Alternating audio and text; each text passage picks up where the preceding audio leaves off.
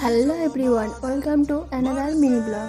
ফিরে এলাম তোমাদের জন্য নতুন একটা ভিডিও নিয়ে। দেখো, আমার এই সূর্যমুখী গাছের ফুলগুলো বৃষ্টির জন্য নষ্ট হয়ে গেছে, আর এই ফুলের এই পচা অংশগুলো আমি কেটে দিচ্ছি।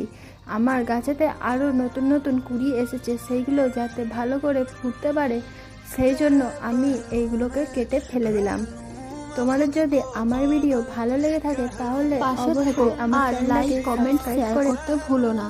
দেখো, আমার গাছে এখনো 3-4টে ছোট ছোট কুড়ি এসেছে। আমি কুড়িগুলো তোমাদেরকে দেখিয়ে দিচ্ছি। আর তোমাদের কার কার বাড়িতে সূর্যমুখী ফুলের গাছ আছে অবশ্যই কমেন্টে বলো।